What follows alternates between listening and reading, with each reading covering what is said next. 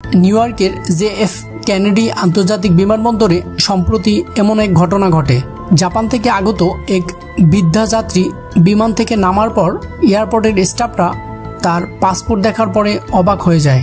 পাসপোর্টটি একেবারে আসল, বায়োমেট্রিক ও স্ট্যাম্প সহ, কিন্তু দেশের নাম লেখা ছিল টুরেন্ট। এমন কোনো দেশ পৃথিবীর মানচিত্রেই নেই। স্টাফরা অবাক হলেও মহিলা ছিলেন সম্পূর্ণ শান্ত। তিনি বলেন, সম্ভবত আমি অন্য কোনো পৃথিবী থেকে এসেছি।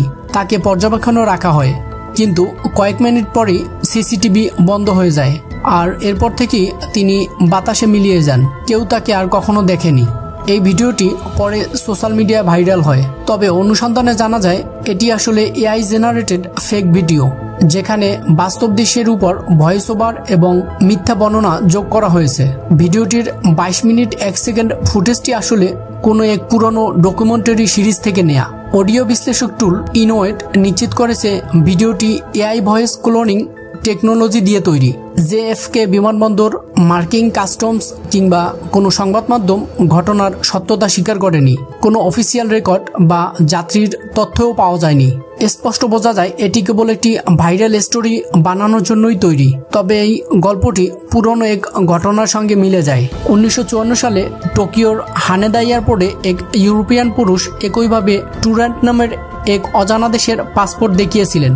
তাকে তদন্তের জন্য হোটেলে রাখা হয়েছিল, কিন্তু পরের দিন সকালে দেখা যায় তার জিনিসপত্র সহ তিনি উধাও হয়ে যায়। ঘরটি ভিতর থেকে তালাবদ্ধ ছিল। এই ঘটনাটি ইতিহাসে পরিচিত হয় ম্যান ফ্রম টুরেন্ট মাইস্ট্রি নামে। এখনকার যুগে AI ফেক ভিডিওর কারণে এমন রহস্য আরও বাস্তব মনে হয়। সম্প্রতি অনলাইনে এমন বহু ভিডিও ভাইরাল হয়েছে। এগুলো সম্পূর্ণ কৃত্রিমভাবে তৈরি।